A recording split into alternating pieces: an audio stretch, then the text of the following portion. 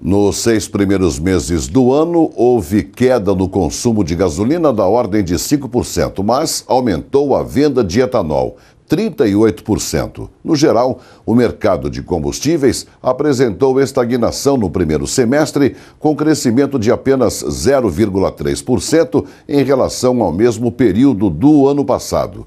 As vendas de diesel, o produto mais vendido no país, caiu 2,5%, 2,5%.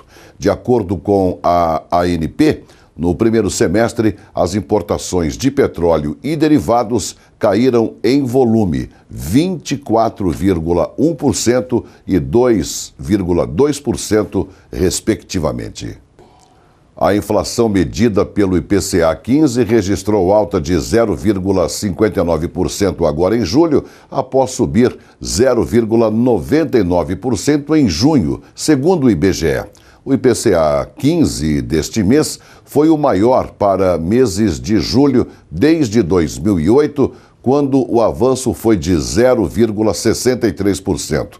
Com o resultado, o índice acumula altas de 6,90% no ano e 9,25% em 12 meses, sendo neste período o maior desde dezembro de 2003, quando marcou avanço de 9,86%. Em julho do ano passado, o IPCA 15 veio bem abaixo, com elevação de apenas 0,17%.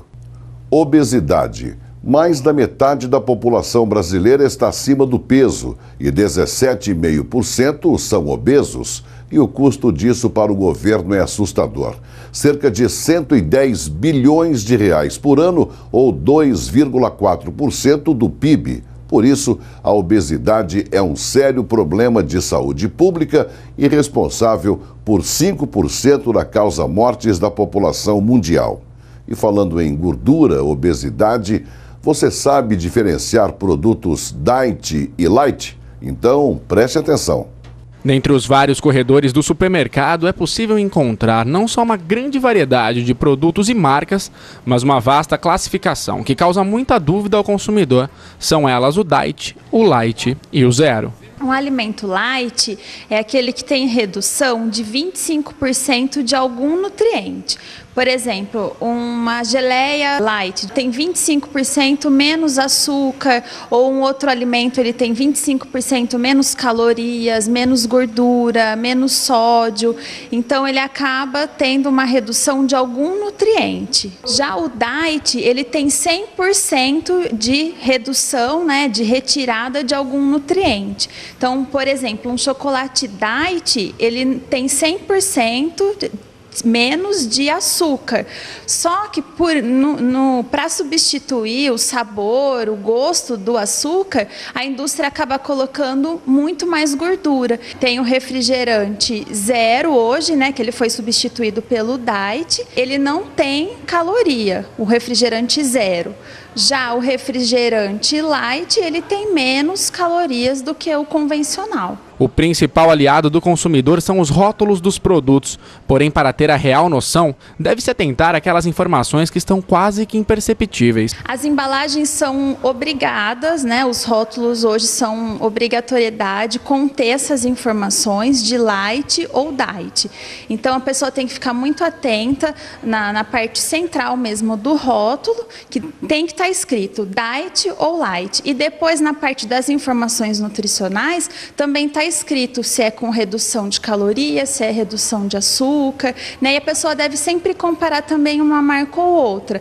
Às vezes ela pega, por exemplo, um iogurte light de uma marca e outro, né, light também de outra marca, e tem diferença de calorias. Então, se ela tem intenção de emagrecer, de perder peso, ela tem que olhar isso, a questão de calorias. Se a pessoa tem, às vezes, restrição de gordura, de colesterol, de sódio, ela sempre olhando no rótulo, ela consegue comparar qual que é o melhor alimento para ela consumir.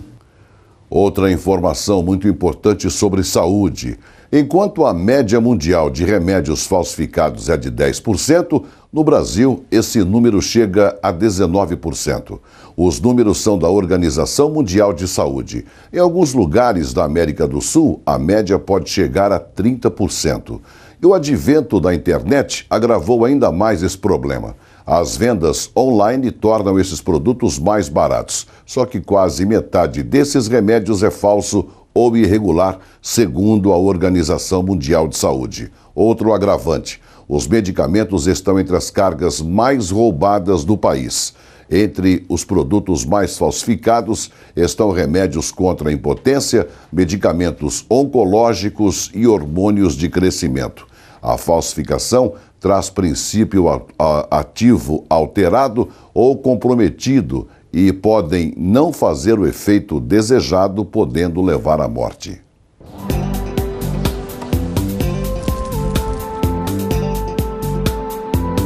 A previsão é de uma sexta-feira com sol e chuvas isoladas no decorrer do período. A máxima atingirá 22 graus.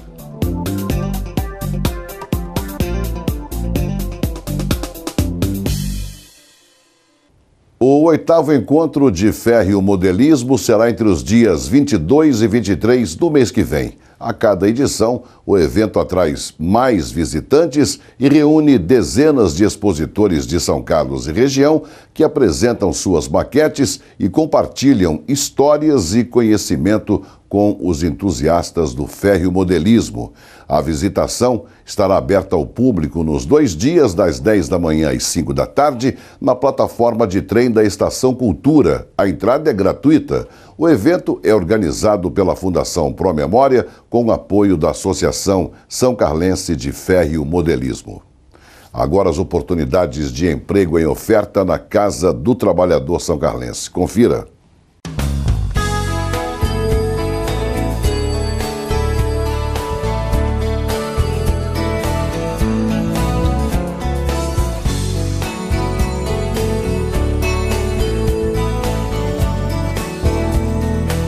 A Casa do Trabalhador fica na Avenida São Carlos, 1800. Telefone 3376-2647.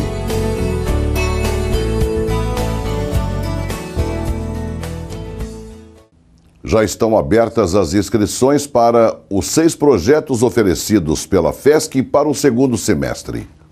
E para falar um pouco mais sobre os cursos que a FESC está oferecendo, está com inscrições abertas no momento, eu converso com o presidente da FESC, Ney Vilela. Há uma gama de cursos oferecidos, né? Aí um total de 149 cursos, não é mesmo, Ney?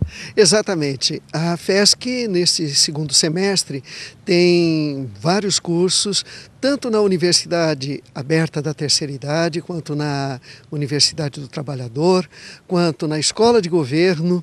E esses cursos, alguns deles são gratuitos, outros pagam mensalidades muito módicas de R$13 a R$69. Como a quantidade é muito grande, eu sugiro que você que está me ouvindo e que está interessado em fazer cursos, se dirija aqui ao campus FESC da Vila Neri ou ao campus da Vila Prado ou ainda no campus do Cartódromo, ou, se a vida está meio agitada, entra no site da FESC para maiores informações. Nós estamos esperando vocês e queremos, este ano, passar de 5.000 certificações, ok? Vem mesmo. Ok, obrigado, Ney. Então aí fica uma dica muito legal para quem quer participar de cursos. Opções não faltam, várias atividades, vários cursos, então é só conferir, se inscrever e participar. Outras informações podem ser obtidas pelo telefone aqui da FESC, que é o 3373-1308. Ronaldo Castelli para o Jornal São Carlos. Nesses tempos de grande preocupação com a dengue, o Instituto de Ciências Matemáticas e Computação da USP, ICMC, apresentou uma tecnologia inovadora, uma armadilha desenvolvida no Instituto que contribui no combate ao mosquito da dengue, malária e pragas agrícolas. Professor Gustavo, como surgiu a ideia de criar essa armadilha? Bom, em 2010 eu fui fazer um estágio de pós-doutorado no exterior, fui trabalhar na Universidade da Califórnia, em Riverside, e aí eu conheci um pesquisador que tinha essa ideia e um outro pesquisador brasileiro, que na verdade faz parte de uma empresa, o Agenor, da Iscatec, e essa empresa fazia controle de insetos. Aí a gente começou a trabalhar em conjunto para criar um sensor que fosse capaz de eletronicamente dizer a espécie do inseto que passa na frente do sensor. E como funciona? Basicamente é uma luz laser e um conjunto de fototransistores, né, que são componentes eletrônicos que capturam a variação da luz. E aí quando o inseto alado passa na frente do sensor, voando, aí o movimento das asas faz com que a luz faça uma variação, a gente captura essa variação e a partir dessa variação a gente usa algoritmos de aprendizado de máquina para dizer qual é a espécie. Então a gente faz um processo que a gente chama de classificação em cima dos sinais coletados. Professor, onde é aplicado? Eu acho que existem duas aplicações principais. A primeira seria usar o sensor para estimar a população de insetos numa região.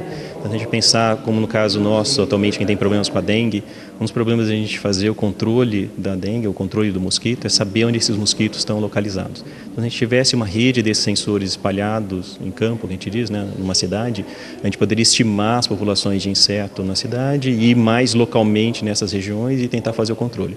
Isso porque a gente tem uma capacidade limitada, né, número de pessoas, recursos para fazer o controle desses mosquitos. Uma outra possibilidade seria a gente criar algumas armadilhas que pudessem automaticamente atrair, capturar os insetos. Então a gente poderia usar o sensor nessas armadilhas para dizer que se o inseto que entrou na armadilha é de fato um inseto de interesse e capturar esse inseto se for, caso contrário, soltar ele de volta para o meio ambiente.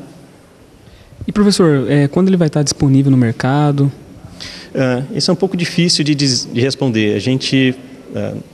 nós somos pesquisadores, né? E como pesquisador a gente está interessado em avaliar ideias, avaliar se isso de fato funciona, como funciona, e depois, se caso funcionar bem, colocar isso à disposição de empresas que queiram comercializar. Então, a princípio, a gente deve montar um protótipo em alguma coisa entre 2 a 3 meses e avaliar esse protótipo em campo. Se tiver sucesso, a gente deve partir para uma fase de comercialização, começa com uma patente e aí depois ver as empresas interessadas que querem comercializar isso. Termina neste sábado o prazo de inscrição para a segunda edição do festival O Prato da Casa. O evento seleciona receitas que destacam a culinária são-carlense e contribui para a valorização da história da vida de seus autores, tendo como resultado final a publicação do livro O Prato da Casa de São Carlos. Qual é o objetivo do festival e como a edição deste ano está dividida? O objetivo do festival Prato da Casa, essa é a segunda edição, é principalmente integrar toda a população de São Carlos, Santa Eudócia e também de Água Vermelha com um festival fantástico gastronômico da cidade, realizado pela Prefeitura Municipal de São Carlos e também os parceiros, a CISC, SESC e SENAC e também o Nosso Lar. E como ele vai ser dividido? Como são as etapas? Ele é dividido na primeira etapa a inscrição, a segunda etapa o júri técnico vai fazer uma avaliação dos principais pratos, né, e fazer uma pré-seleção com 20 selecionados. Após isso vai para uma degustação dos 20 pratos, aonde serão selecionados os 6 primeiros ou 6 que farão uma degustação aberta para o público. Quem pode participar, então, e como se inscrever para esse concurso? Quem pode participar é todo morador de São Carlos, Água Vermelha e Santa Eudócia, lembrando que não precisa ser empresa, não precisa ter CNPJ, nada disso. É só você ter a vontade e também um pouco de experiência com cozinha e você poderá estar participando. E, obviamente, a gente busca o resgate, tanto o histórico do prato ou da receita e também o lado familiar que você tem com a receita e com o prato que vai ser executado e apresentado para a população de São Carlos. Baseado no sucesso do ano passado, faça um convite à população. Gostaria de convidar, eu vou até colocar aqui do lado aqui o livro daqueles que ganharem, os 20 finalistas que ganharem estarão participando desse livro, que foi o que aconteceu a finalização do primeiro festival. No segundo também finalizaremos com um livro e gostaria de convidar, é simples e muito fácil. A partir do dia 25 de junho, você pode, através do site da Prefeitura, no www.saocarlos.sp.gov.br, fazer a sua inscrição. Lá vai estar o bannerzinho do Prato da Casa, é simples, clicou, vai ter toda a fichinha de inscrição, com todo o detalhamento e também o regulamento completo, que você vai poder estar inscrevendo seu prato, que foi com certeza um sucesso em 2014 e o será em 2015. Pois é, lembrando que as inscrições terminam neste sábado e podem ser feitas pelo site da Prefeitura. E o Jornal São Carlos desta quinta-feira fica por aqui. Produção TV Educativa, canal 48 em sinal aberto e 12 pela net. Esteja sempre conosco. Até amanhã.